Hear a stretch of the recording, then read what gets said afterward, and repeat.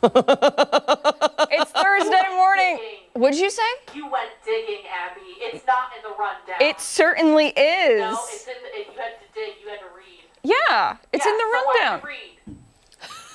Because you know what? I'm not going to anchor. Morning, I'm not going to do it's 8 this. o'clock on April 2nd. Tensions are high. Here you can cut it with the knife. Thanks for joining us here on ARC Rochester. I'm Dan Schrack. I'm Abby Fridman. We have a lot to get to this morning, but we'll start things off with a look at some of the news you need to know. Stephanie Joseph is live in the newsroom with some of today's top headlines. Good morning, Steph. Hey there, guys. We do begin with the war in Iran nearing its end. That's according to President Trump delivering that message as part of his address to the nation last night. In a primetime address from the White House, Trump said the core strategic objectives are, quote, nearing completion 5 weeks after Operation Epic Fury began on February 28th. But Trump is warning if Iran doesn't reach a ceasefire deal shortly, the U.S. will hit the country extremely hard, including strikes on its power plants.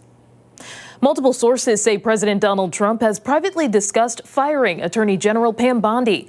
The president has reportedly become frustrated with Bondi's handling of the Jeffrey Epstein files and not going after his political opponents. The Monroe County Sheriff's Office is looking for a stolen vehicle that led deputies on a cross-county chase. Authorities say the stolen car was involved in a crime in Henrietta. When deputies tried to stop the driver, they fled, beginning a chase, which ended on Buena Place in the city, when the driver crashed into several parked cars before fleeing. A popular restaurant in Wayne County has closed its doors a bit earlier than expected. Heinzelman's Barbecue Pit in Ontario had planned to end operations this Saturday, April 4th, but they say on social media they are sold out and also closed indefinitely. The owner previously cited the rising cost of goods and utilities for the decision to close, but says they will continue catering for special events. And that's what you need to know. All right, Steph, thank you. Let's get a look at what we have brewing for the next 2 hours, starting with some out-of-this-world history happening right now. The Artemis 2 mission had a successful launch overnight, and this morning we are breaking down what's to come with our good friend and NASA Ambassador Tony Rice, who's live for us from Cape Canaveral. Yeah, and then a timeless classic taking the stage this weekend at the theater at Innovation Square. We'll be sitting down with cast members from the upcoming production of Jesus Christ Superstar. We'll get a closer look at the iconic rock opera and how you can immerse yourself in the emotion, the energy, and the drama of the show. A lot of music today because later a blockbuster love story is heading to OFC Creations Theater. They are taking on The Bodyguard, featuring show-stopping hits from Whitney Houston. We're going to be joined by the stars of the show, including a singer who appeared on The Voice, to hear more about how they're getting ready to bring this show to life. All right, before all of that, though, we'll get a check of the forecast on this Friday Eve. We'll still be seeing some gloomy and rainy conditions out there. Meteorologist Marty Snyder tracking those for us today. Marty, hopefully sunshine in the near future. I think so, yeah, especially tomorrow. I think tomorrow is probably the better bet for seeing at least some of those breaks trying to work in. Today, as you can see right now, not really quite the case. You can see that cloud cover holding, and notice how there is that little bit of a variation that plays out, that low-level cloud cover. We do have a little bit of a mist that continues across portions of the area right now. It's not going to be a lot of rain today, but one of those days where, yeah, you're going to continue to see a little bit of that mist in the air for the short term, and maybe a little passing shower during the afternoon as we actually do see some rain build in then. But right now it's mainly that mist in the air. Not really seeing a whole lot show up on radar for us at this point, but that mist still plays out. The bulk of the activity that's showing up on radar is mainly off to our east right now and continues to move to the east and away from us. But for today, a little front swings through and lifts up and through the region as we head deeper into the day. That's going to help to bring in some slightly milder air for later in the day. We'll get up to the low to mid 50s for highs, but I think it's going to be a while till we get into the 50s. That's going to be towards the very end of the day when we do that. Tonight, once we get into the 50s, we're likely going to stay there for a lot of the night. So we may see just a really mild night for this time of year. We'll add to that tomorrow, about 72 for a high. Could see an isolated shower, but still mainly dry. Better bet for rain comes into Saturday. May even see a couple thunderstorms then, and temperatures slide back as we head into Easter Sunday. And then cooler to start off next week. A lot of 30s and 40s for highs, so colder setup for the longer term. But at least these next few days start to warm up a little bit, especially as we head later into the afternoon today. We begin to see those changes start to play out for us. I was not here for it. Did we have a spring party for the first day? Because if we didn't, tomorrow looks like a great contender. This is true. Very true, very true. It's going to be mild, so we'll take that, right? A party in the parking lot, 11 a.m., cracking a cold one on a Friday. Sure. Woo! I'm down. Hey, Let's go. All right, All right, Marty. thank you, Marty. sure. All right, let's go off the top and start with some of the stories that have piqued our interest. This morning, I'm going to kick things off. If you've got a pothole on your street, we're going to introduce you to your new hero. 75-year-old Helen Zill, a candidate for mayor of Johannesburg, South Africa, got a wetsuit, got a snorkel, and a pink swim cap, and she dove headfirst into a giant pothole. I think we do have video that you'll see at some point. And it was not for fun. She was making a point. So the hole, it was filled with murky brown water. It had been sitting in this middle of a suburban road in an upscale neighborhood for 3 years. A pipe burst, according to Zill, and nobody fixed it. There she is. Oh my gosh. Look at that thing. That's a sinkhole. Yeah. That's huge. It's massive. Residents complained, and they say nothing happened. They just eventually accepted the fact that this is what they have out their front door. One neighbor said, it's been there so long, you actually get used to it. So this past Saturday, Zill showed up unannounced and decided she was going to take a dip. She posted this video to social media and said sarcastically, and here we are with a free and wonderful Saturday afternoon snorkel. I wonder if there are any fish in here. The video, of course, she went swimming in a pothole. It went viral. And by Sunday morning, city crews were at that site, and get this, that hole fixed. How do you like that? Love it. Now, Johannesburg is known as the City of Gold. It's Africa's richest city by private wealth built on massive gold deposits. But day-to-day residents deal with water cuts, electricity outages, and roads that look more like obstacle courses than streets.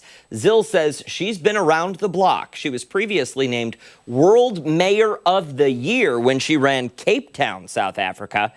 She's marched into drug dens. She's gotten arrested for it. She's danced to local musics at campaign stops. And now she's snorkeling to highlight infrastructure failures. And it's working. The city fixed it. 24 hours after ignoring it for 3 years, the problem was solved. Here at home, every spring we see thousands of new potholes. Some small, others deep enough for a pool party. Look, if it worked in Johannesburg, maybe it's time for our elected officials to suit up. We'll provide the snorkel, you pick the pool. Or pothole, I mean. That was good. That was clever. Listen, I think this is awesome. I do too. I really love it. Granted, we don't have potholes, at least to my knowledge, quite that big. No I do. sinkholes. We that big where you can snorkel in them? It's well, okay, maybe you can't snorkel in it, but it's huge. It'll do some damage. Yep. If you hit it. Yep. Yeah. You know, you always. Oh, Look at that. You feel Okay. sick doing well, that. every time we run that video, I laugh so hard because you work so hard to avoid the potholes, and whoever drove the Subaru that day just like They said, right over 'em. They said, I'm not trying this morning. You're like, no, I think that was specifically to go get pothole video. Oh. If I'm remembering correctly. Great. And I thought that was amazing. I'm like, listen. you want to see bad potholes? We're We're going to show them to you up close. I also like how, and we've seen it here and in other parts of, or other cities around the world, where people have turned them into little gardens and put flowers in them. I've seen people turn them into cereal bowls and eat cereal out of them, pour the milk right in the pothole and start eating like, just to demonstrate what this thing is like. Yeah. Because they're a pain in the butt. Yeah. I guess it never occurred to me that they would have potholes in South Africa. Yeah. Crazy. Totally Everywhere. Crazy. Everywhere. Everywhere. But especially 531. Yes. They're bad. All right, we'll move along to mine now. This story shocked me, and I feel like you at home might feel the same way. I know that you did. Okay. Lies, poisoning food, and a $2 million insurance scam. It's not a story about the mob in New York City or even a lover's quarrel. No, we're talking about an organized crime operation allegedly running rampant in Nepal, specifically on Mount Everest, you know, Earth's highest mountain above sea level, almost 30,000 feet above, 30,000 feet high. One of the most dangerous climbs, even for the most experienced climbers. So let's talk about these allegations that 32 people are facing. Police say these folks, allegedly involved, own some of the trekking companies. They operate helicopters and they're hospital executives. guides with the trekking agencies have been reportedly poisoning tourists taking on the climb by putting baking soda in their food. It causes them to become very sick, and it looks just like altitude sickness, which can resemble food poisoning. Now, if you've ever had food poisoning, you know just how bad it is. You're basically out of commission for a while. Add in the stress of climbing and the conditions on Mount Everest, chances are you're not going to make it to the top. In fact, you probably should go to the hospital. At least that is what the guides told the climbers. Police say that over time, visitors were convinced to evacuate the mountain using what else but a very expensive helicopter. The operators allegedly used fake medical and flight documents to bill international travel insurers for the cost. The travelers weren't really even being treated for anything at the hospital. They essentially just had to wait this sickness out. The money made from that scheme was then allegedly distributed to those involved: the guides, the helicopter companies, the trekking agencies, and the hospital executives. All in all, the group allegedly brought in $19.69 million in payouts. That's incredible, no? That's a lot of money. It's a lot of money. And what a dirty, dirty thing. And listen, well, how many people were involved? 32. Not even $1 million a piece. You people did not use your heads in planning this thing. Well, I don't think they planned on getting caught. Yeah, that's probably true. But how awful, awful. I know. Can you imagine? And you know, I think there's two sides to this, and they're both kind of dark, because you do think about the industry that the Sherpas there manage, and how dangerous and deadly for them it can be. Yep. Taking inexperienced climbers or people who started climbing last year and, oh, they're going to do Mount Everest so they can get their social media posts. People die on a daily basis doing that. Maybe not daily, but far more often than you know. And on the other hand, it's like, okay, yeah, I mean, I get wanting to take advantage of, you know, the people who, you're obviously not using your head about anything. Otherwise, you wouldn't be here thinking you could climb Mount Everest. Yeah, I mean, there are some people who... Climbers. Yeah. Yeah. Yeah, Those are the ones absolutely. that should be doing it. Yeah. It should not be every John, Dick, and Harry from social media and Instagram posting their photos. And that's what it's become. Yeah. It's a goal now. It is. And I think that's silly. It is silly, for sure. But this is This is also... wild. That's ridiculous. Wild. Yeah. Yeah. I don't condone it, but I don't know, 19 million? The investigation started back in January, too, with like 3 people involved. And then all of a sudden, they started to find other people involved. I think it was like, I want to say it was like a hospital executive who first... Turned them... No, not even, first got caught. Oh. And then it was like, oh, well, I was working with this person, who was working with this person, who was working with this person. I don't know how many people were impacted, how many people had this fake altitude sickness. It didn't say in the articles I read. But I mean, with $19.69 million, more than one. You know, they did this a few times. Yeah. And they knew what they were doing. yeah.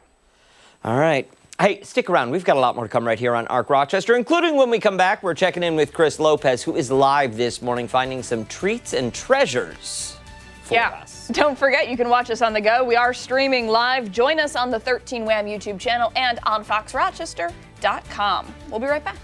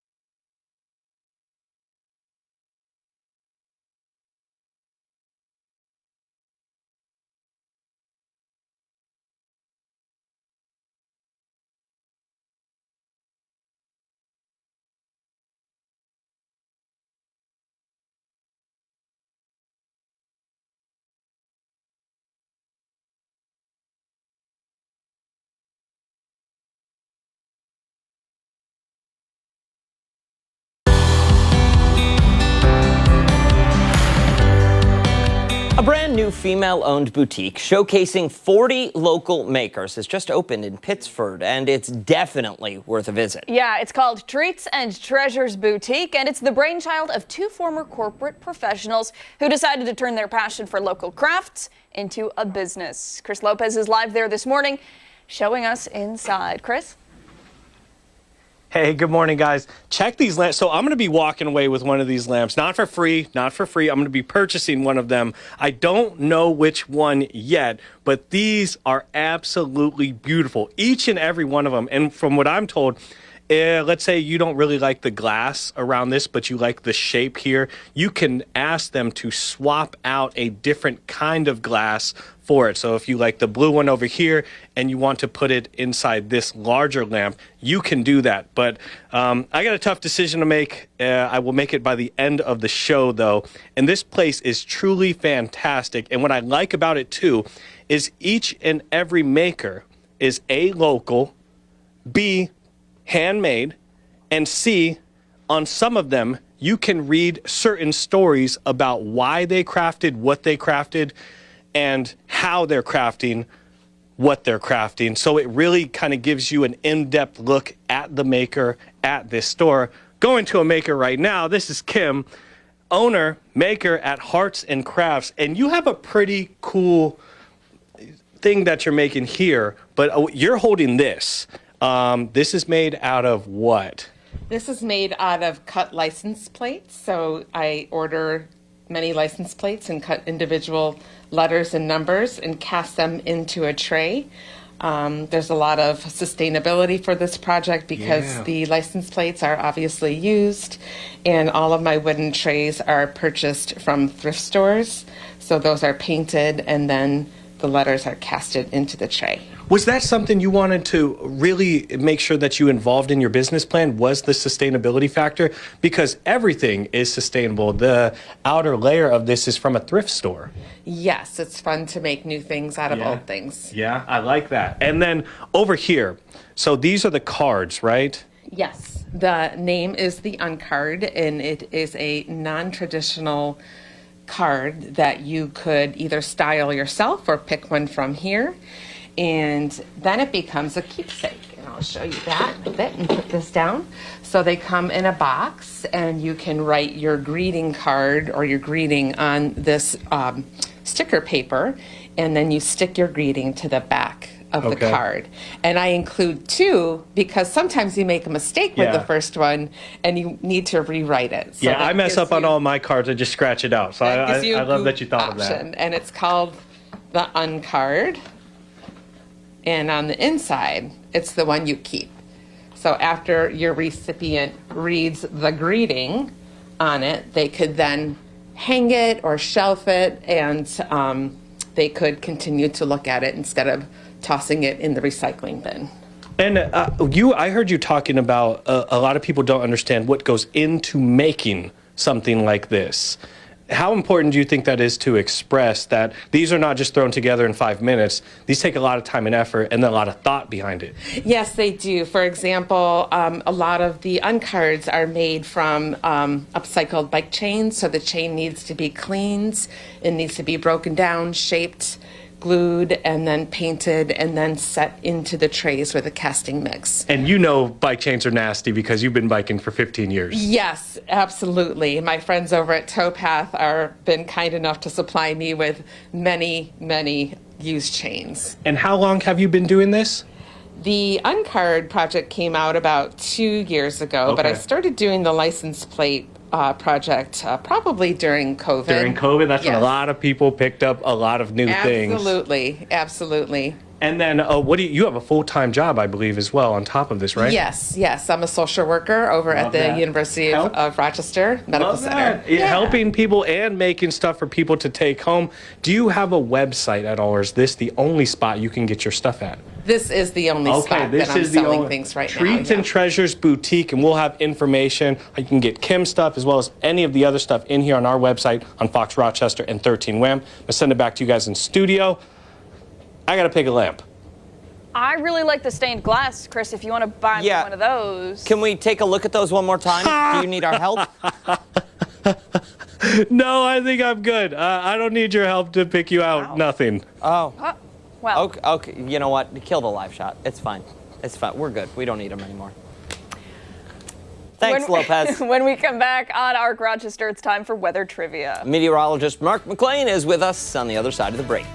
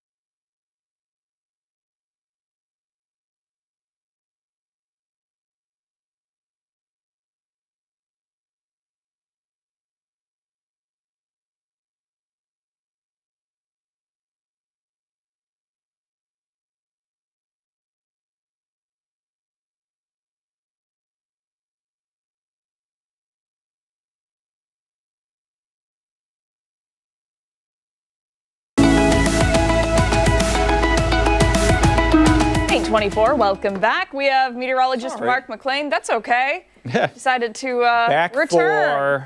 for flooding, Yeah. Yes. right? We have to talk about the flooding. You know, we had flooding on this date last year as well.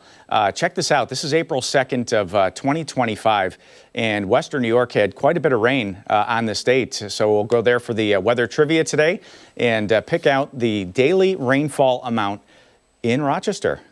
Oh, we got video is this it? first. I guess Okay. we're going video first. So this was, the aftermath. This was last year. This is around Decoit Creek, it looks like. April 2nd. Oh, okay. What? I don't remember this. Yeah, it was. I don't remember this. It was a wet spring. We had 11 inches of rain. Just May and June alone. So you put those 2 months together. So it was an exceptionally wet. And then we got the summer, and it never rained again. Yeah. It got too dry. We had everything that was budding and blooming. Yep. The apple trees. Yes. It was Yes. wild. It was wild. But was it 1.12 inches? Was it 0.87, 1.93, or 1.53 inches of rain that fell on this date last year? Can I ask a background question? Sure can. What was the total we saw just on Monday? 1.65. That was 1.65. That was Okay. a lot of rain. I mean, that in terms of Rochester weather history, that was a historic rainfall. Okay. And there's still flooding. There's still roads closed on the west side of the city in the Hilton area from some of that flooding. And we still have many local creeks and streams that are above flood stage at this point. I'll show you some of the hydrographs here across the area. But yeah, I mean, we can look back at it. March ended up as the fourth wettest on record for Rochester. And there's that 1.65 for the end. So that 1.65 right there, not only was it the fourth wettest March, that was the fourth wettest day in the history of March in Rochester. So just to put that in perspective, out of all the March days that we've ever had, you can go back to, on record, 1871, multiply that out by, 150x years, and you've got an event that only happened 4 times. So that's why we're having these flooding issues. And if you live along these creeks and streams, you know that they do flood occasionally, especially Irondequoit Creek on the east side of Rochester. I was standing right next to Black Creek yesterday afternoon, and this was before it was at flood stage. It was still just slightly under, and it was just a torrent southwest of Rochester. You could just see the debris going down over the dam in Churchville. It was really flowing out that direction. Oaxaca Creek also in flood stage. The Tonawanda Creek out towards Buffalo is also in flood stage. And just check out the Black Creek alone. Here you go. The latest value up to 7.01 feet, and that gets you into what's categorized as a more moderate flood. So this is where it goes from agricultural to starting to leach a little bit more into society. Starting to get some basements, starting to produce some low-lying flooding in areas that would be a little bit less susceptible typically, but nowhere near the record, which was 9.4 feet, and that was set years ago. I believe that was the late 90s. We had a level that got up that high. We had some real extreme flooding. But we're looking for a break. I guess that's what we're saying, right? Give us a break from the rain. We would like that. Right? Tomorrow looks like a decent chance for most of the day being dry. Saturday, we're going to have some rain around as that front comes in. Then Sunday, Monday, Tuesday, there's a general small chance, but nothing big, nothing like what we experienced a couple of days ago. So we have a sump pump in our basement, and it's going off like every 3 to 5 minutes right now. That's how much water we have in the backyard. But, our woes are not comparable to some, that have flooded out basements. And sure, I was watching some video from Greece of a toilet in someone's basement, the surge coming back up through the, and you'd imagine, that kind of a mess. And, it puts it into perspective, and we feel bad for everyone that's gone through something like that. But 36 right now, a little bit of a mist out there. The radar is really not doing it justice and not picking it up. But you saw on the loop going back to 6 a.m., it looks like there's a few returns over Rochester.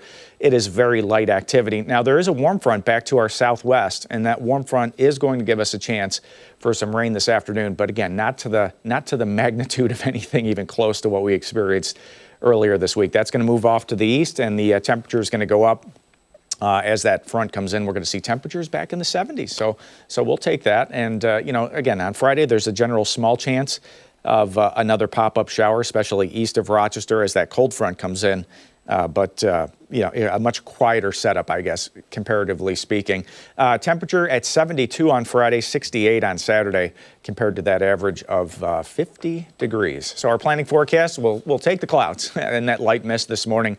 Kind of a seasonable day, something you'd expect for early April in western New York. Later tonight, we may not find the temperature going down very much at all, as that southeast breeze keeps the temperature propped right up for us.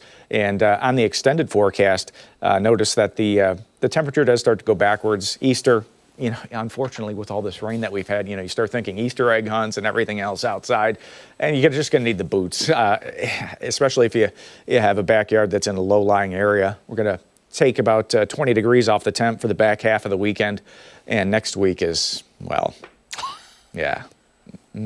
Not great. Do you want to? Do you want to address Tuesday? No, not really. Okay. April 13th is the average last day of snow. Okay. We're 11 days away from the average last day of snow. So are we just going to suffer together?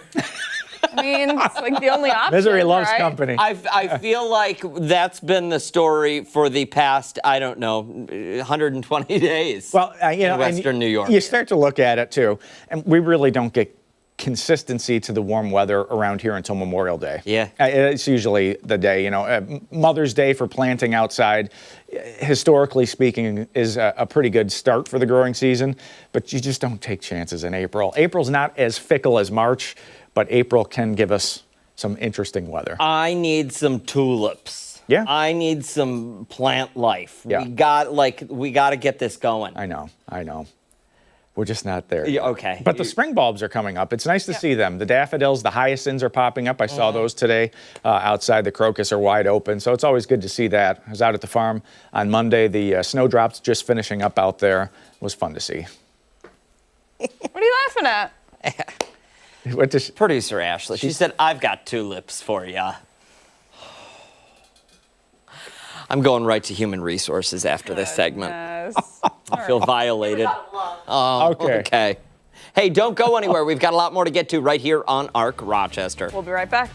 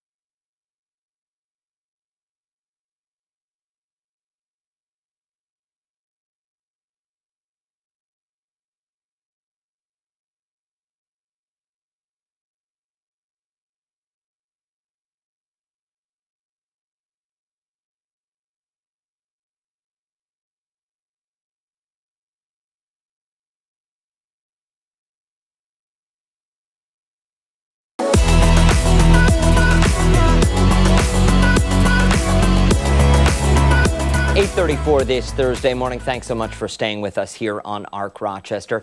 April is Child Abuse Prevention Month, and all month long we're going to be highlighting ways parents can advocate for their children, as well as sharing some important local resources. Today we're focusing on how parents can be involved in helping their children learn about body safety and how they can keep their children safe. We're joined now by the Vice President of Prevention Services at the Child Advocacy Center, Stephanie Schwebka, and Youth Services Manager, Nicole Mendocino. Good morning to the both of you. Thanks for coming in. Good morning. Thank you. This is such an important topic, and it's great that it's being highlighted all month long. So let's get right into it. We're talking about body safety and advocacy when it comes to our children. What is the first thing we need to know? Go ahead, Nicole. So we go into 16 different school districts that we're partnered with currently, and we teach kids in all grades, grades K up to all the way 12th grade. We teach them all about body safety, boundaries, how to recognize unsafe situations, how to identify safe adults in their lives in all the different spaces they're in, at home, at school, how to report unsafe behaviors. So many times abuse goes unreported simply because kids don't have the words or just the understanding that a situation is dangerous and unsafe. And there are so many things parents can do to make themselves more aware and recognize those signs themselves. We offer parent forums for the school districts that we go into prior to us doing the lessons. We have a lot of information on our website, cacgroc.org, that parents can find so much more information on what the 5 safety rules are that we teach in schools, how they can utilize the safety rules themselves and use them to keep kids safe too. It really is incredible work that you do, and so important to educate these kids, especially the younger kids, the ones who don't know any better and don't know how to use their voice yet. So important. But for somebody who's unfamiliar with the Child Advocacy Center, the work and the support doesn't just stop there. It's not just in the classroom. Correct. Tell us about the other services and supports that are in place. So at the Child Advocacy Center, we provide comprehensive services for children and family who have been impacted by abuse. More specifically, child sexual abuse and serious physical abuse. We partner with about 20 organizations, sometimes people don't realize that, in order to provide really comprehensive services on our intervention side so that kids don't have to tell about their experiences and their trauma multiple times. But true prevention, that's our intervention services. In prevention, we feel wholeheartedly that every kid deserves to be heard, to be seen, to be believed, and to feel safe. And true prevention is a shared responsibility. And that's where prevention comes in, is that it's our community's responsibility. So Child Abuse Prevention Month is kind of our call to action to say, hey, this is how you can keep your kids safe. This is how you can partner with the Child Advocacy Center and turn a reactive system into a culture of proactive safety for kids. Ooh. And what is the response from parents when they get that kind of support and they get that guidance? Relief, I think, initially it's that relief. It's knowing they're not alone. Especially with our intervention services and with our multidisciplinary team, those services are forensic interviewing and advocacy, which is a huge component, medical advice, and, some other services, and kind of help along the way so that they can begin the journey of healing. We talk a lot in our organization about hope. We really feel strongly that when children and family walk through our doors, that is their first step towards hope. That is their first step towards healing. I'm glad you brought that up, because I think it's very important to talk about that, because that is the process after the abuse. That is the process that lasts the lifetime. Correct. There's never a day that this did not happen to you. Right. And you are always going through. What is that like? What is that healing process? What does it look like? I think that the healing process is different for everyone. And that is one of the important factors that we take into consideration at the CAC, is that we really individualize that and provide the supports necessary depending on the needs of that child and the needs of that family, whether that is a very specific type of mental health referral. We actually have our own therapists on staff as well, so that children and family can come back to the CAC after some of the investigative services have been rendered. They can come back to a place that feels warm and child-friendly and inviting and is trauma-informed, which is so important. Absolutely. For somebody who is interested in learning more about the programs being offered specifically tied to the youth services, what would you say is the right step for them to take? I would say visiting our website, cacgroc.org, clicking on the prevention tab right at the top. We have things organized from different topics, from adults looking for information for their own children, schools, community-based organizations, and have it broken down by age groups, by topic. So a ton of information and resources, not only locally, but nationally as well. Thank you both so much for coming in. And we are going to continue this conversation throughout the month. We'll make sure to post all of those segments and much more on our website, Fox Rochester and 13wham.com after the shows. Much more to get to this morning on Arc Rochester. When we come back, we're going to check in again with Chris Lopez. We sure are. And don't forget, you can take us on the go wherever you are. Arc Rochester is streaming live right now on the 13 Wham YouTube channel and foxrochester.com. Stick around. We're back after this.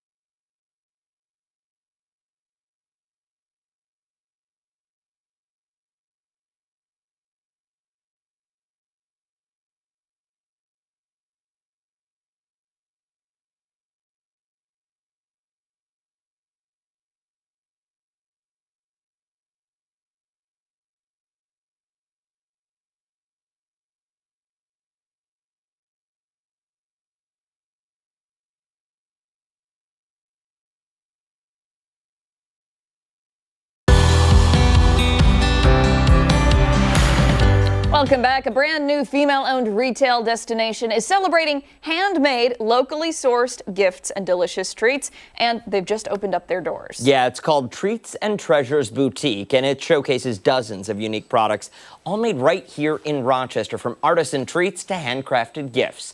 Chris Lopez is live there this morning, picking out some presents for Abby and I. Thank you, Chris. Sweet, Chris. Yep, no problem. I got you guys. But speaking of handmade gifts, we're going to go over to Heather Penrod. She is the maker, or one of two of makers, you and your husband, John, making these absolutely fantastic leather bags here, and it's quite a process that it takes to make these, and a lot of man hours. But I want to talk to you about how you got started in this. Okay, so my husband started actually in just before COVID, and he kind of did it as mental health, really. Okay. But then, as I was saying earlier, the equipment and the resources take up so much space that I either had to get on board or get very frustrated Yeah, with all the with it space being taking over the taken. house. So I got started on little projects and making jewelry, and before too long, I was like, I want the good stuff. So. All of this is good stuff. I want you to start, though, with your bag, Okay. your custom-made bag. I thought this was for sale. You said, no, this is mine. No, this one's mine. This is absolutely mine. And yeah, a lot of people really do like it. But the nice thing with custom order is you can make it exactly as you want. So you can have the colour you want, you can have the lining you want, you can put whatever pockets inside. So I have glasses cases, sunglasses cases, a phone case, pen cases. So it's all in there.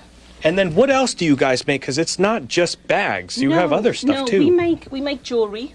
We make a lot of different wallets. We make purses. We make things like passport cases, cigar cases. We make jewellery boxes. We have all sorts of things. Household items like coasters. Obviously, we can only have a certain number of things in a store to kind of give a representation. But yeah, anything that you see, because it's all made from scratch, can be done in any colour. In any type of thing. And I want to piggyback off of that. So literally made from scratch. Can you show some of the tools that you use to make the bags every with? Single hole is punched by hand. So we use a mallet and a punch to make every single hole, because then it's stitched by hand. How long does it take to make a bag? To make something like let's say something like that. So this one would take about 40 hours plus. 40 hours plus. 40 hours You don't have a machine at all to help you out. We do Just have a John. machine. Just John and Yeah, myself. just John and yourself. Yes. Few will buy chocolate and coffee. Yeah, love it. Yeah. And if someone wants a custom, let's say mouse pad, leather mouse pad, you guys can make that? We can. Okay. Yeah. All right. Is there a website or a... We do have a website. We're at penrodleather.com. We're very simple. Very accessible by email. Phone us, our contacts on the website. But yeah. Fantastic stuff. Ladies, if you're looking for a bag, gentlemen, if you're looking to get someone a bag, this is top-notch quality. The feel, the look is absolutely 10 out of 10. Thank you so much for hanging out with us in the morning. I want to go back to the owners, though. Over here. You guys have created something absolutely incredible, Sheila and Melanie. You're giving local makers a spot to put their items on so they don't have to rely on just Etsy or their Instagram page. You guys have a physical store. What's the goal going into the future? Because you guys just opened maybe about a month ago. Yes, correct. So we opened February 3rd.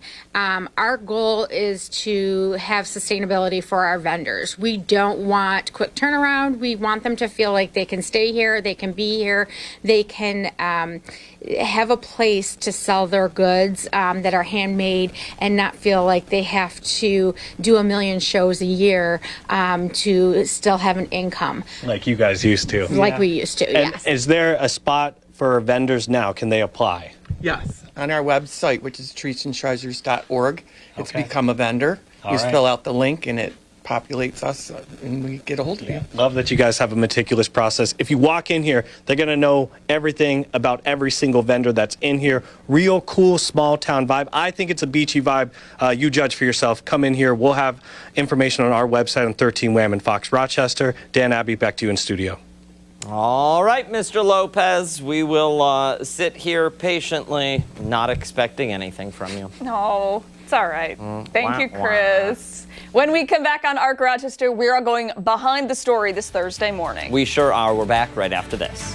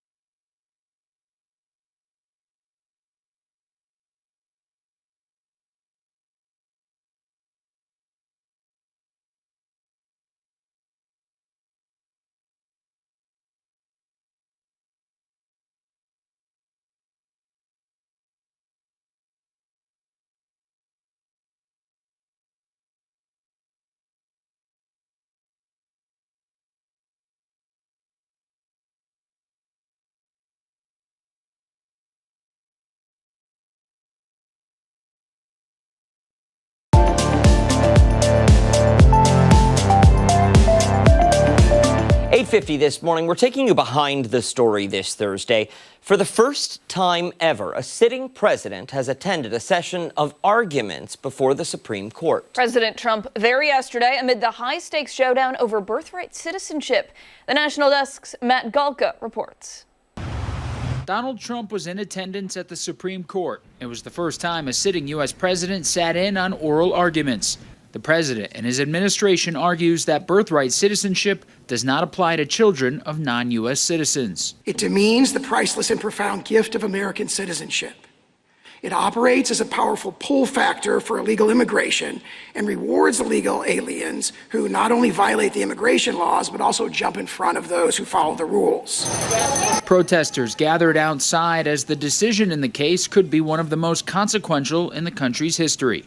Justices could decide who is an American. The president wrote on Truth Social, "We are the only country in the world stupid enough to allow birthright citizenship." At the center of the case, the 14th Amendment text, all persons born or naturalized in the United States and subject to the jurisdiction thereof are citizens of the United States, and also previous congressional action and a Supreme Court case that established precedent for automatic citizenship to children born in the country. Some of the conservative justices on the court expressed skepticism that the president's executive order could end more than 100 years of precedent. We're in a new world now, as Justice Alito pointed out, to where 8 billion people are one plane ride away from having a child who's a U.S. citizen. Well, it's a new world. It's the same Constitution. Why should we be thinking about, even though as a policy matter I get the point, thinking about, gee, European countries don't have this? The ACLU told the court that potentially millions of people in the country were at risk if they ruled in favor of the executive order. Thousands of American babies will immediately lose their citizenship.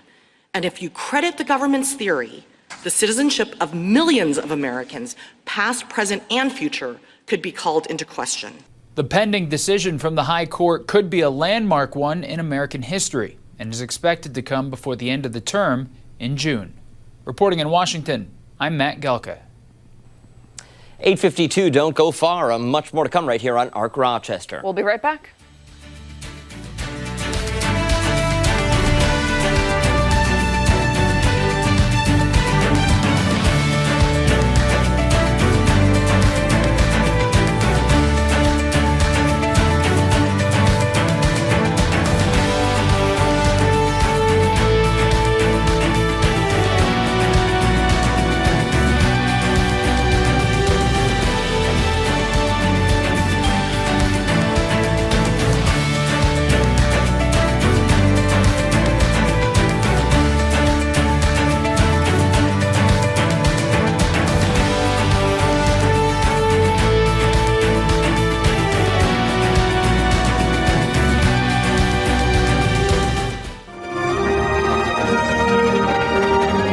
Amazing America 250 is sponsored by Balance of Nature.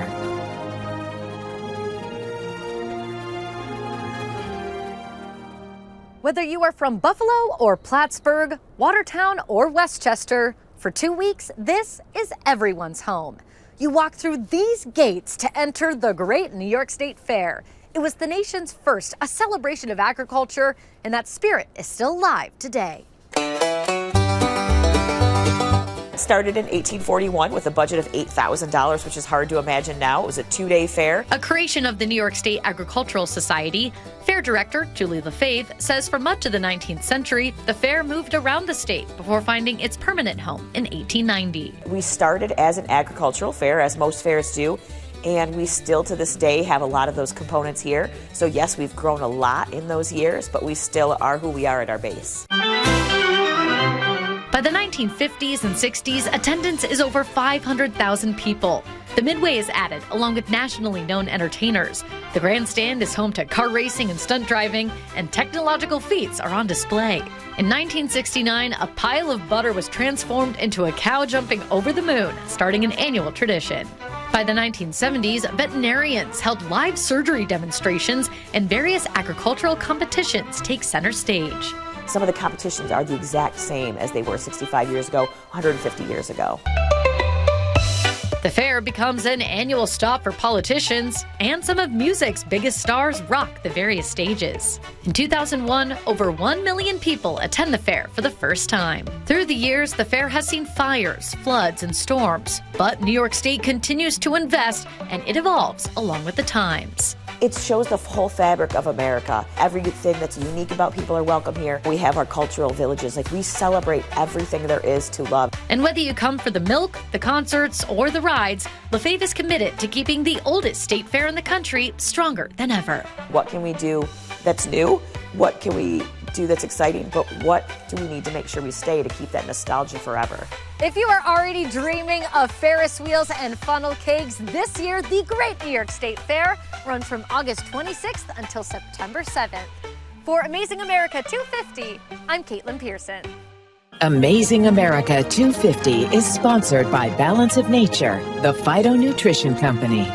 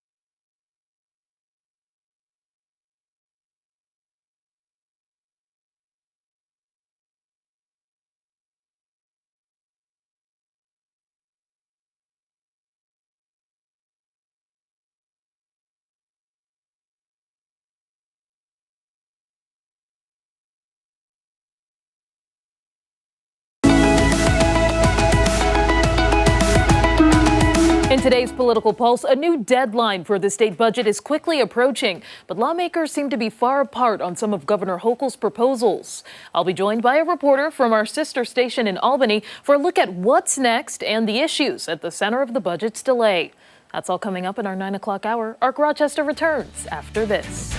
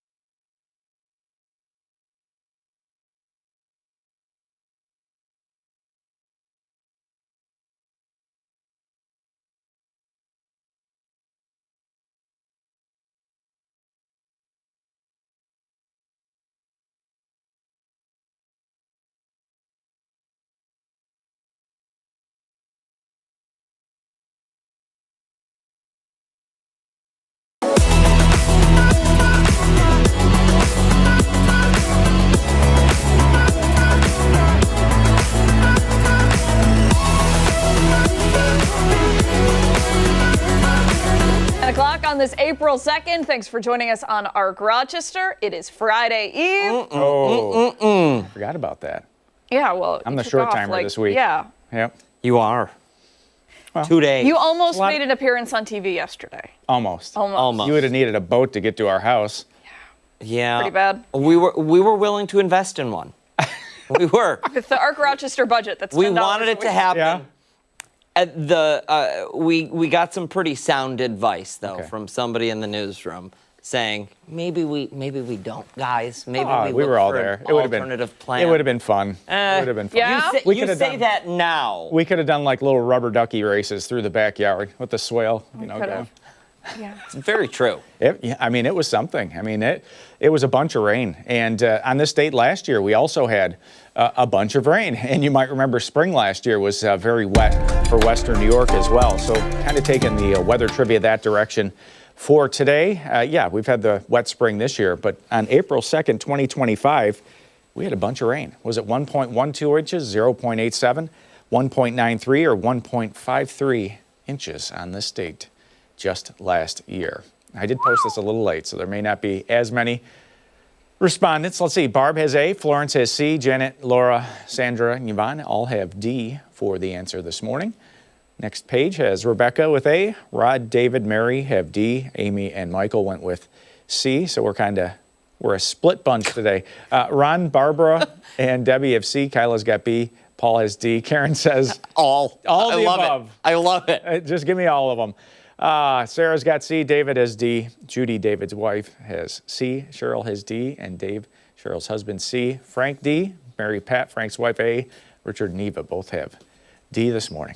Okay, listen, D is the one that stands out to me. Do we have that video again, or Ashley, from this day last? Yeah. And, it's poor drainage flooding, it's runoff flooding, Sabarandacoy Creek that you're watching, and, it just floods out a lot of areas, low-lying areas this time of the year, susceptible to this kind of thing. And you see that's the other part. Is, after the water goes down, you have all this debris cleanup, sticks and everything else are all over the place. So we were talking about it at the top of the show, potholes. There's a pothole near my house that filled with water, but there's a big cone in it. Oh. So hey, there's a pothole here just in case you're dry. But that thing, there might have been this much of the cone showing. We had some flooding on our Wild. street. We did. The intersection where we are had a solid 1.5 feet of water on the roadway during that. So what do you say? I was fine. Yeah? It's always sunny in the village, Mark. I'm going D. D. Abigail? Yeah, I'll go D also. Kaboom. Hey. There you go, 1.53. And that's a big number for this time of the year because you're dealing with saturated soils from the winter, the winter snow that just melted off. And you know what? We just experienced also our 4th rainiest March on record. The monthly water was 5.89 inches. That's a lot. For this time of the year, that is a ton. You might not be able to do the math, and I don't know what the math is, but 5.89 inches of liquid precipitation. What would that be in snow?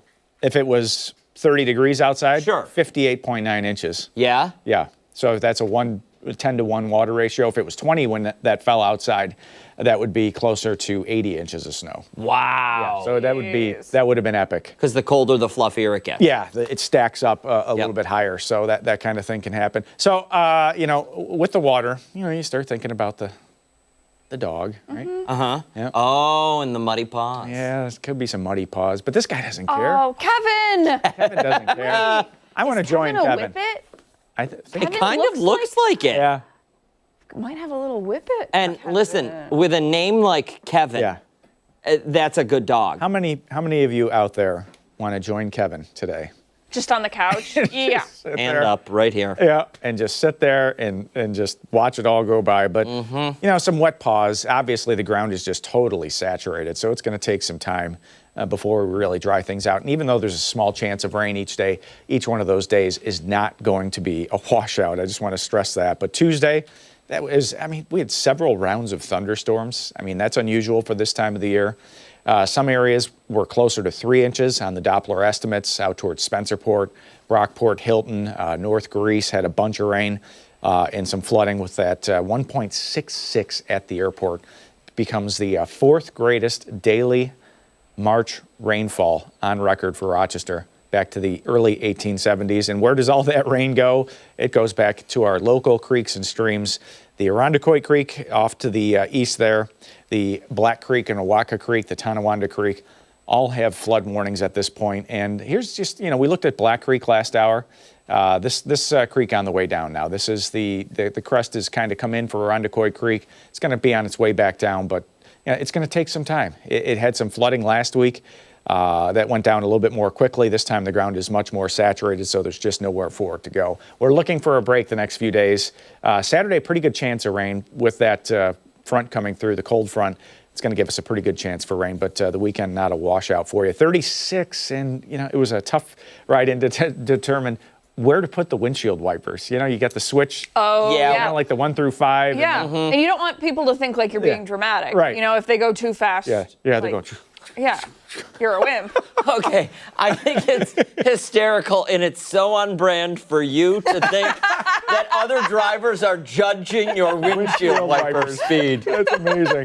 That is amazing. I'm insecure. What can I say? But is it like a level 2 or is it like a level 1 or level 3? Listen, I think if you go in the middle, no one will ever, nobody's gonna ever bash you for that. Yeah, and hopefully they work, right? And hopefully they're not cracked and you get that one little streak right through the. Don't you hate that? It's the worst. Yep. It is the worst. There's plenty of rain out there ahead of this system. And that warm front that you see to our southwest is going to give us a chance for some showers. But again, I just don't want to overstress this. Right now, the radar is fairly clean, although we do have some mist out there. The future weather, there's that chance this afternoon.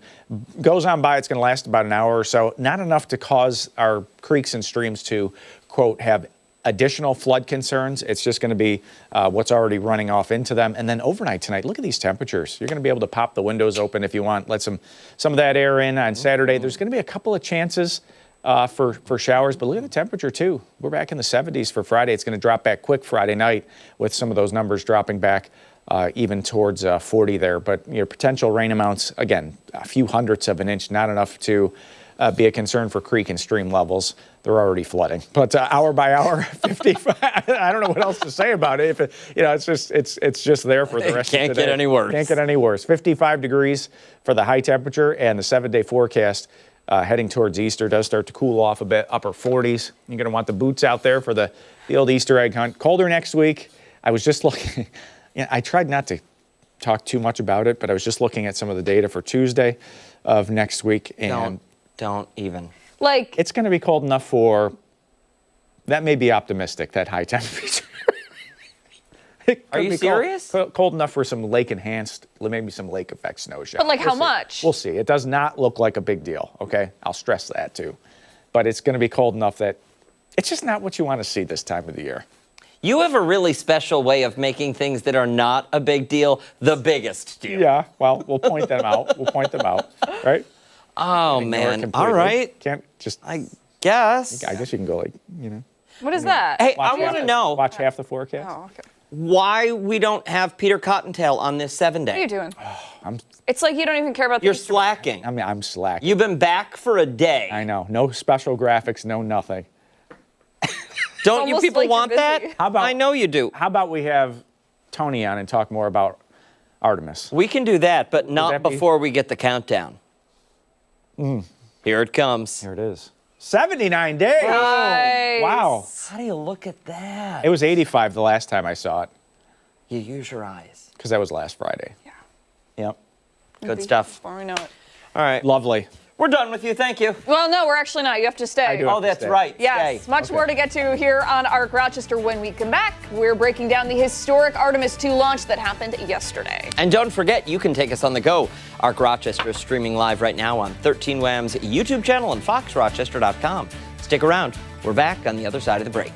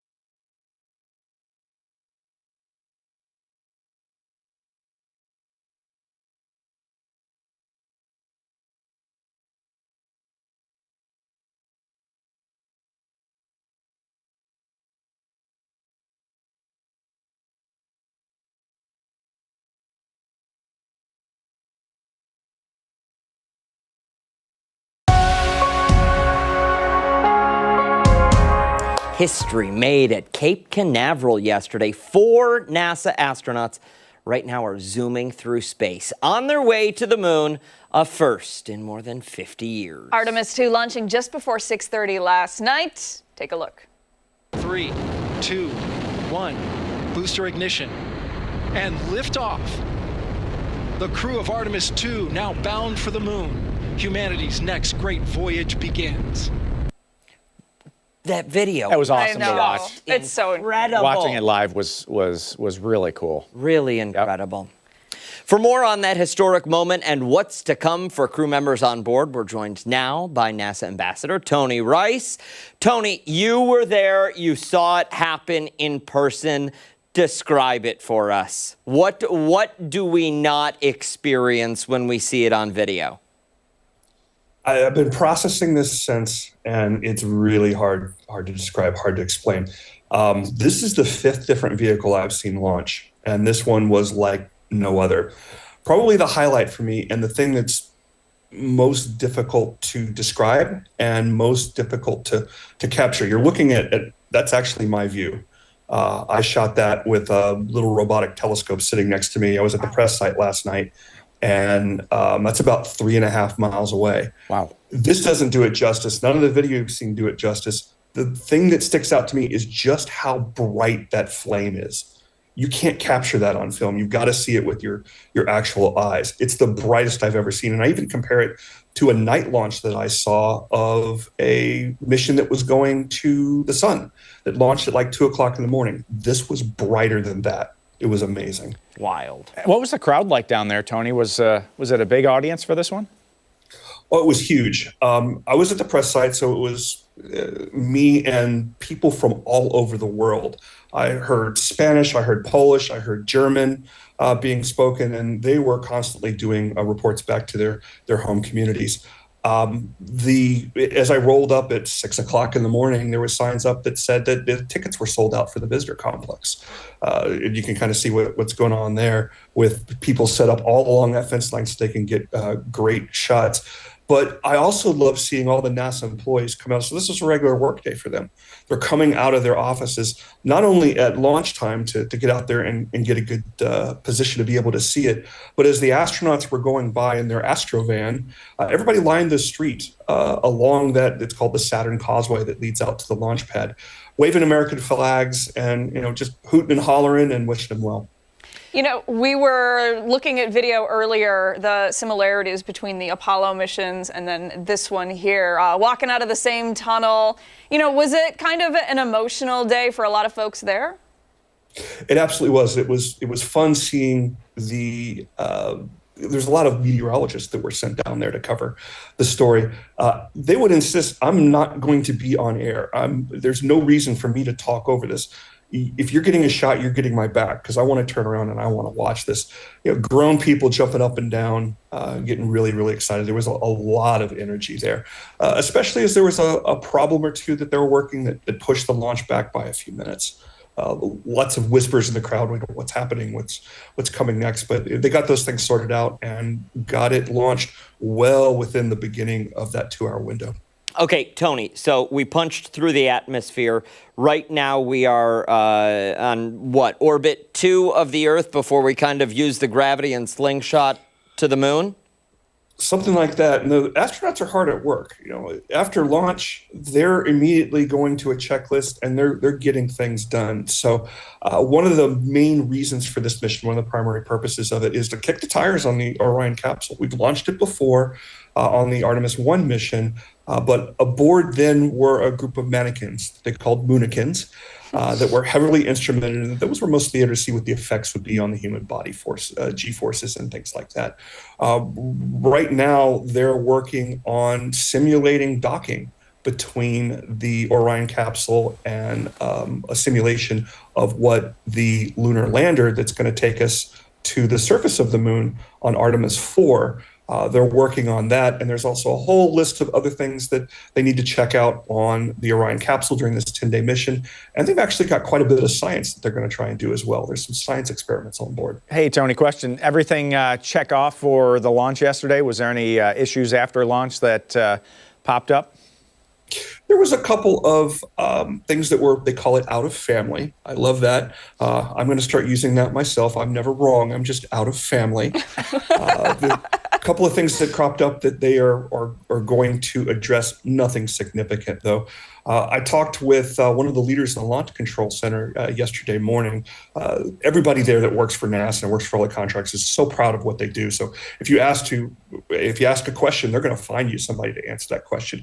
He mentioned at that time they had 35 basically punch list items. Like if you buy a house, you got a punch list item that you want to get fixed before you close that purchase. The same thing there. These were really minor things. They're really looking closely at what this spacecraft is doing so they can get it perfect. The person who's leading that launch control is called the test director for a reason.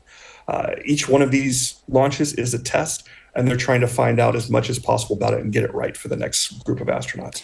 Tony, we're running out of time here, so I'll keep this one just a yes or no. Are we anticipating images of this mission while it's still happening, or do we have to wait until the 10th, until after splashdown, before we get to see any of what they saw? It's 2026, so it's being live streamed. You can actually see live views of the cockpit right now.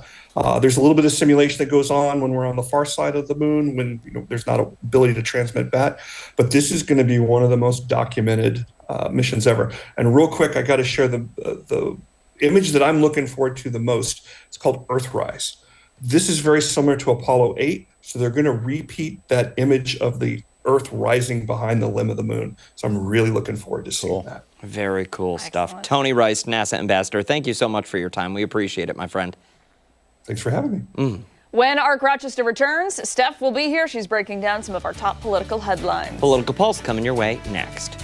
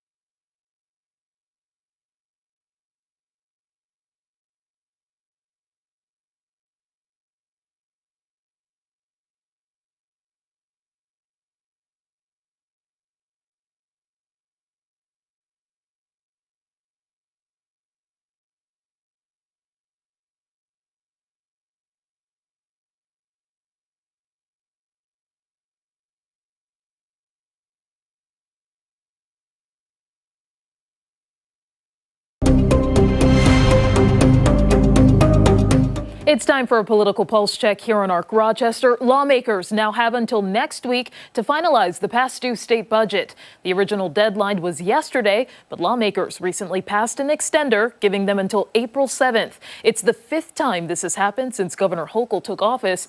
Legislators are reportedly at odds over several policies, including Hochul's Let Them Build initiative and her push to crack down on insurance fraud to reduce auto insurance rates. To help break this all down, Laura Jemet from our sister station in Albany is joining me now with more on where things stand with the budget today. Good morning to you. Good morning. Thank you so much for having me. Absolutely. So I know that you were outside at the state capitol yesterday talking about some of the things that are leading to this holdup. So if you would kind of start with one of the main topics or one of the several topics there is that's leading to this stall. Sure. Yeah, there's quite a few topics that are leading to the stall. And a big one is the climate law. And then there's auto insurance and universal child care. So there's quite a few topics that are leading to this extender. And, of course, the budget was due April 1st, but they extended this until April 7th. But as of right now, lawmakers are saying that this could be extended again. And I'm wondering what about auto insurance policies, for example, is kind of leading lawmakers to ask more questions and need that extra time? Yeah, a big concern right now, and a lot of lawmakers and residents in New York State are really worried about how this could potentially reduce protection for people injured in crashes. And Hochul is saying that, New Yorkers are paying an average of over $4,000 annually for coverage, which is nearly double the national average, with some residents facing bills up to $7,000. So a big part of this is she wants to make sure that people aren't making any fraudulent claims, but people are still worried that this could, at the end of the day, reduce their protection. I also know that environmental law has been a major sticking point as well, not only as it applies to the Let Them Build initiative, SECRA, the State Environmental Quality Review Act, but also when it comes to the CLCPA. Tell us a little bit more about that. Yeah, well, when it comes to, the environmental aspect of it, the climate law is huge, and it's a big reason why the budget is being extended. She's saying that 40% of greenhouse gas emissions must be cut by 2030, but she's proposing a new later target of 2040. And the reason this is being pushed is because people are really worried about higher energy costs. Of course, right now, that's a big thing, especially when it comes to National Grid and NYSEG. People are seeing those bills rise. So with these climate law changes, that is a top concern right now. And another element being universal child care. The governor has been here, and I know other places, to really tout that specific initiative. What are some concerns that lawmakers have raised about that? Yeah, that's a great question. People are worried that increased funding might not ensure that, facilities are available or properly staffed to serve families. Absolutely. And so as we are waiting for this budget to be passed, what are you hearing from lawmakers on both sides of the aisle about this extender? Yet again, we are here. I remember being here same time last year waiting for the budget to be passed. So what are they saying? Yeah, there's a lot of, mixed reaction. There was a press conference held last week with Andrea Stewart-Cousins, the Senate Majority Leader, and she was saying how there's not a lot of talk about fiscal points with the budget because the policy is still taking up a lot of the conversation. I know that State Senator Jim Tedisco spoke out. He's very upset with this extender. And there was, I believe, Liz Kruger spoke out. She is the finance chairwoman, and she was saying how, she's upset it's being extended, but at the same time, she does want to see good policies and good plans set in place. So maybe the extender is okay. So there's different viewpoints happening on both sides here. Definitely. And I know it's just a few days, especially if you account for the Easter holiday as well. Is it likely that there could be another extender that is passed? Yeah, it's definitely likely. Right now, lawmakers are signaling a deal isn't necessarily close because several issues when it comes to policies like climate law, auto insurance, universal child care, housing policies, there's a lot of issues with these things that are still up in the air. Absolutely. And I know that you guys will be tracking it all over in Albany. Laura Jamette, thank you so much for joining me. Of course. Thank you so much for having me. Have a great day. You too. And be sure to stay with ARC Rochester for your top political headlines. We are back after this.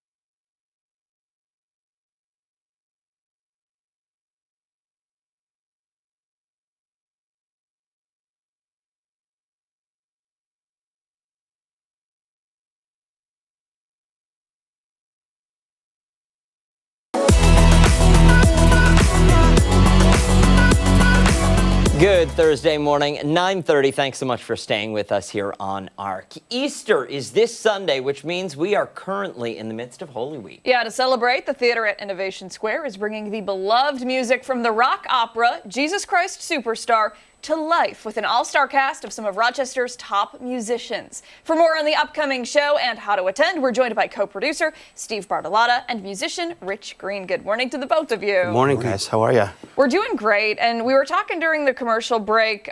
This is like so appropriate given the fact that Easter is this Sunday. For somebody who's unfamiliar with the rock opera, can one of you give us a little overview?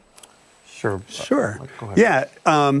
Well, the piece itself is very contemplative, and so it's very fitting for Easter. It's about really the last week of Jesus's life, and from the point of view of Judas, his betrayer, and it's an exploration of, well, I think anyway. You can kind of analyze it any way you choose, but there is a sort of this dichotomy, this duality of rational thought and faith. And as the story is presented, it helps you or challenges you to come to terms with whether you are a person who is a rational thinker or someone who's more a faith kind of feeler. And so it's it is a very intense kind of story, but it is beautiful as well as being challenging. It's Andrew Lloyd Webber, so the melodies are just soaring melodies and beautiful music, but it's a challenging message, and like I say, very contemplative and very fitting for the Easter season, I would say. I like that you used the word intense in the description because it's a rock opera. Mm-hmm. For someone who's unfamiliar with what that is, how do you describe that? Well, a lot of the members of Deep Purple are in the cast, and the musicians that are playing on it. Ian Gillan sings the lead singer, Smoke on the Water. That's the same guy, right? So it was written to be a rock opera. It got adopted into a play and then a movie, and that's where it started its journey towards musical theater, right? We don't do that. We do the rock album live. So it's just like if you were going to sit down and listen to an album, except you get a chance to see it live. That's what it is. Nice. You know, I want to go back to something that we were talking about. Andrew Lloyd Webber, just an incredible composer, and his ideas are just fantastic. I imagine you've played his music before, but is it kind of different every time? Well, yeah, it's different because it's so challenging. It's such an interesting album because the music is very accessible because of those wonderful melodies that he writes, but it's also very complicated. There, especially like this piece, there are songs that are in like 7/8 time and 5/4 time, and the time signatures that are crazy, changes in tonality that are very complex, and yet it's something that's very listenable. He's a genius. To be 18 or 20 years old and write that. Yeah, just amazing. His father was a composer as well, but I think Tim Rice and Andrew Lloyd Webber were 18 and 20 when they came out. It was his first music. Do you think those, the intricacies, the technicalities that are built in there help make it something more palatable for people, or is there something in there that hooks them? I think without question, and I think it's something that you don't realize how entertaining and complex it is until you see somebody play it live. And I feel like because of all the dancing and the costumes and all the stuff that happens now, you sort of miss that because you're watching, the guy with no shirt on running around, and the music itself, it stands alone. And when they cast the vocalists for that, you only have audio to rely on in order to tell the story. So everyone's voice has to be unique. So I know who's singing, right? I know what Judas's voice sounds like. I know what Pilate sounds like. That was the brilliance of it, and that's what we tried to do when we cast the vocalists for this.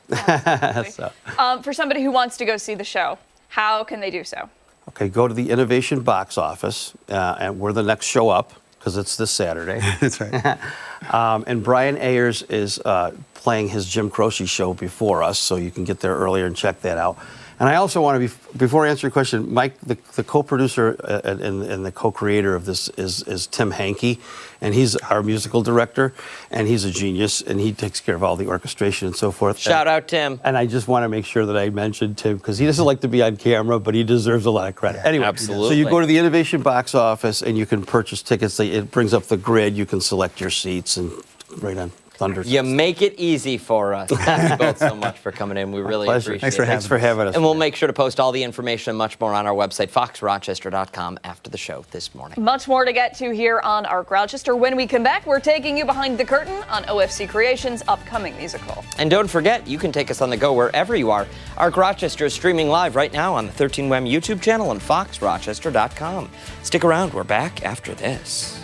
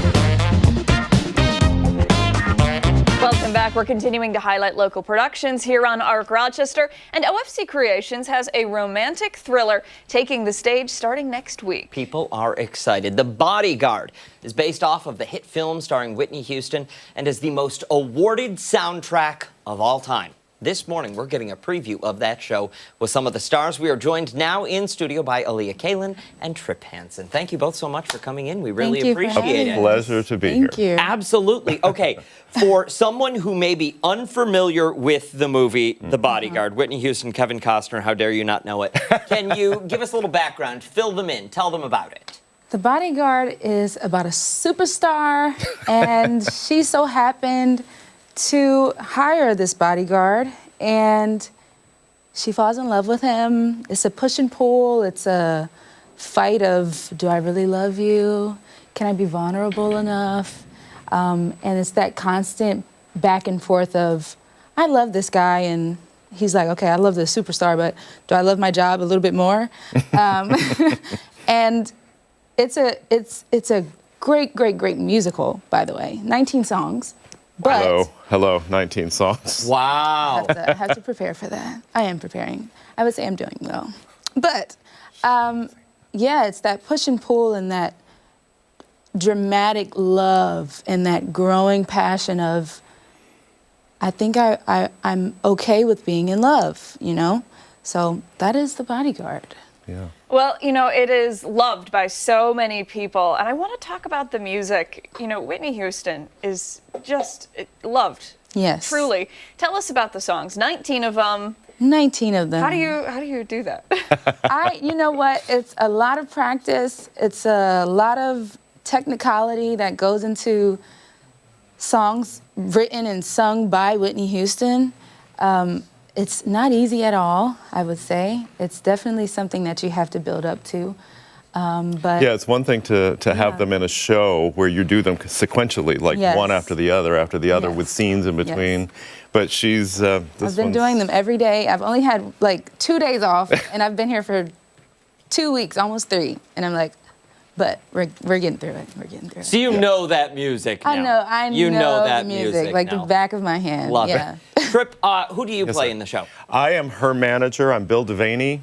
And to be clear, I'm the one that got the Bodyguard in here did. because she was blood. You know, this is, if you think about the story of the Bodyguard, this is really like we were a little family operation, right? I was there from the beginning when I probably found her at some little club and said, you know, come with me, kid. Let's turn this up. And pretty soon we got her. She went viral. She blew up. Her career took off, and suddenly I'm like, oh, this is major. So Yeah. I'm here sort of helping her navigate. Yeah. He's the helping journey. me navigate dealing with the stalker. Yeah, we have a stalker in the Yeah, situation, so- which is crazy. It's a crazy plot. Which is why we need a bodyguard. It's why we need a bodyguard. Can I ask you something about the music to kind of piggyback off of what Abby was talking about? 19 songs, Whitney Houston. Yes.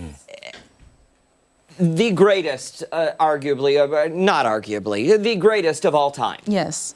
How do you get up there? What do you feel when you're up there singing those songs that she sang? There's got to be a mix of immense pressure and also your own personality that you're trying to work Yes. into that song, too. Yes. Well, you know what? I, just like everyone else, have loved Whitney Houston since a child. And watching her through my years and through my musical career is such a lifelong lesson. And as a vocalist, I'm constantly a student to my musical influences.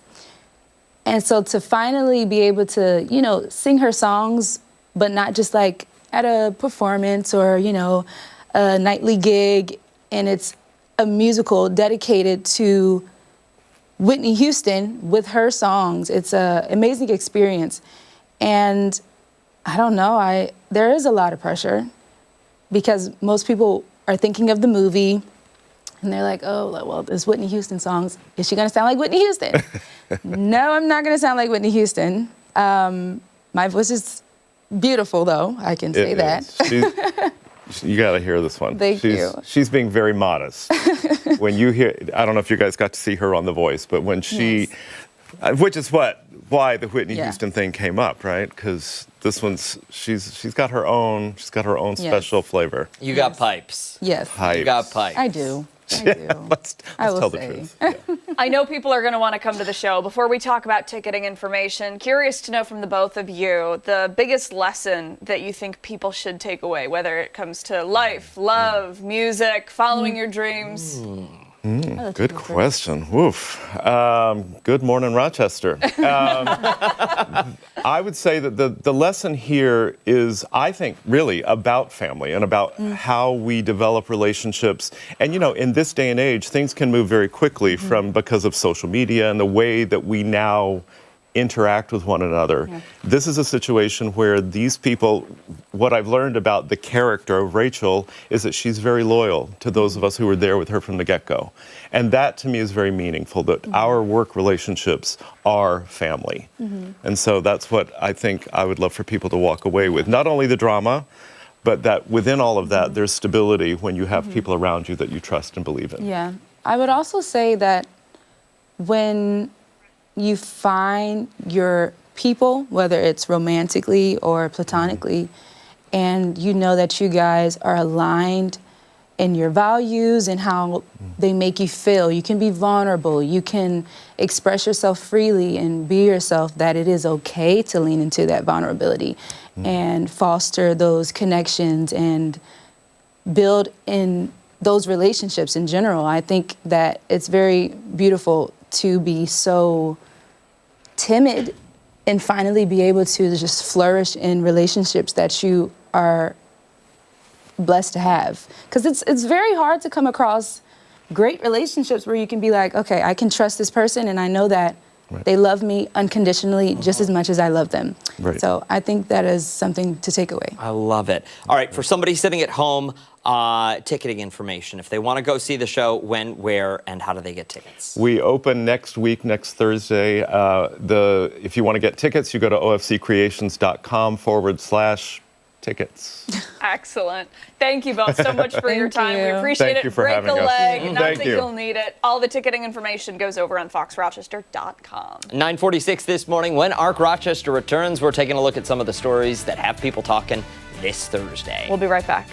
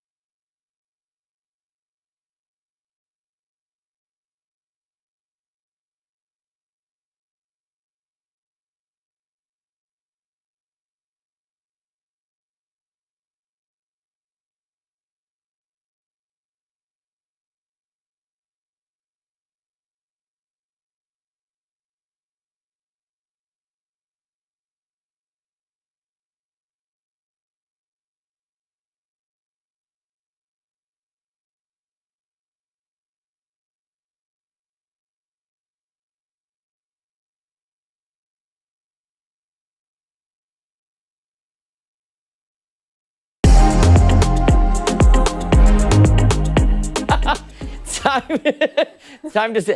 It looks like it. It's time to see what's trending now, starting with Costco fans scratching their heads after a suspicious liquor bottle hit store shelves. Okay, photos were shared to Reddit showing a rare character brand that is, single barrel bourbon bottle labeled, "I got that dog in me." Woo! With the infamous Costco hot dog on the label. Oh no! No. There's no way that this is real. Don't Come on tell now. me. Okay, no, this has got to be an April Fool's thing. It's got to be booze. It's fake.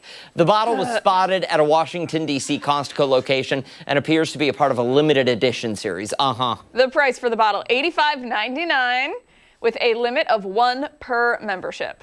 The post quickly gained traction, with users questioning whether the bottle was real or a meme. Well, the bourbon company responded to the post, calling it very real, saying it's a true fan collectible.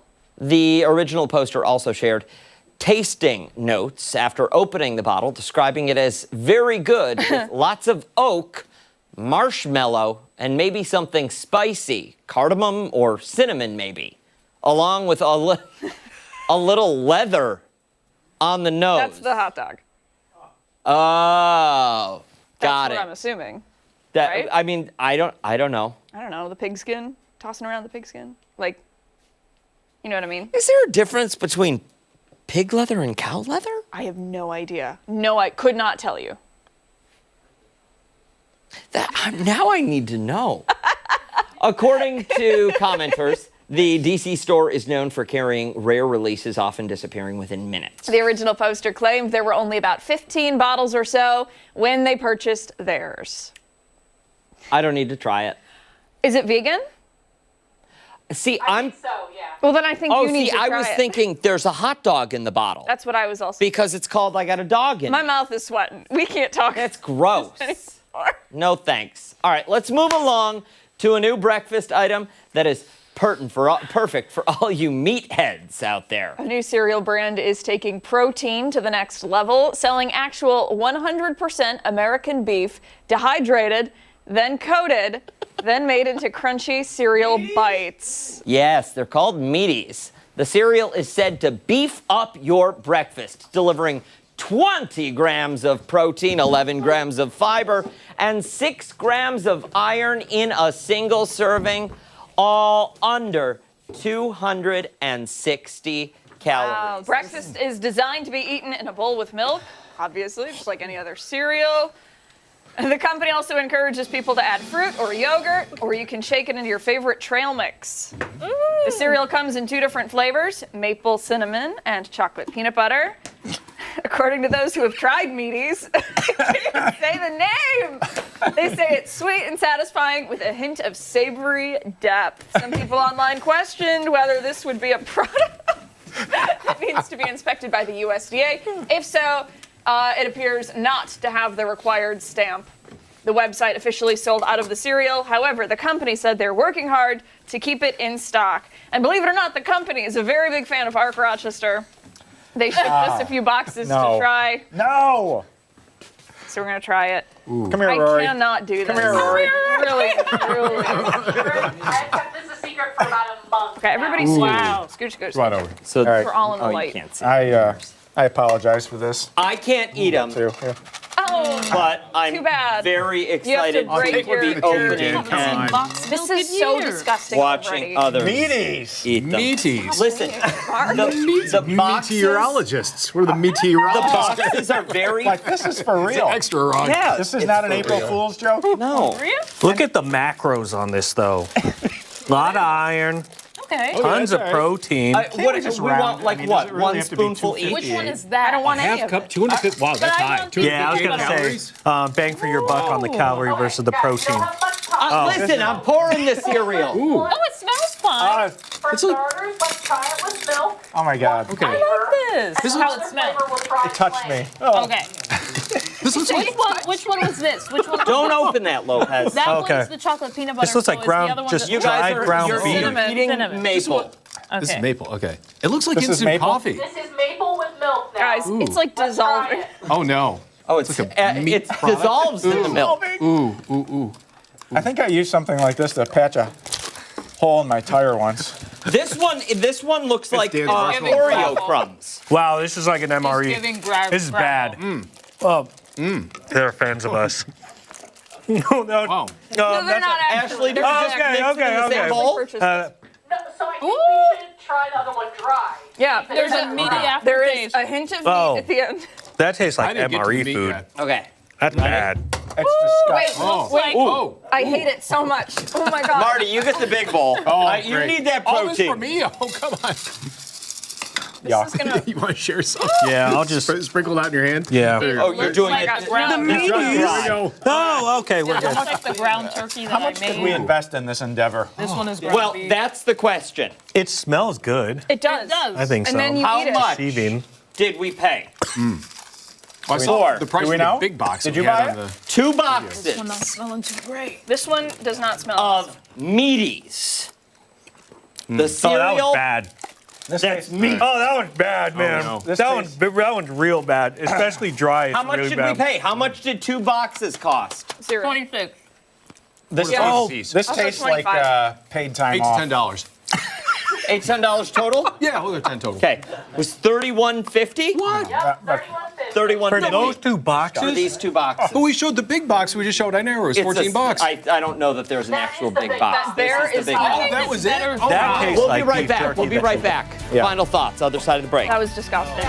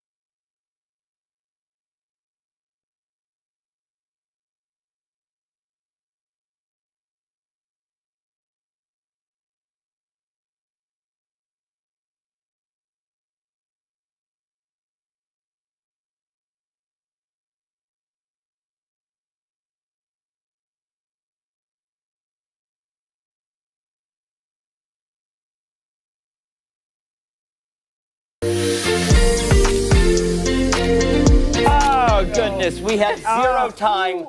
Which one was better? We can't say favorite because none of them were good. It was the first one. Yeah. Better, It not the smelled right better. word.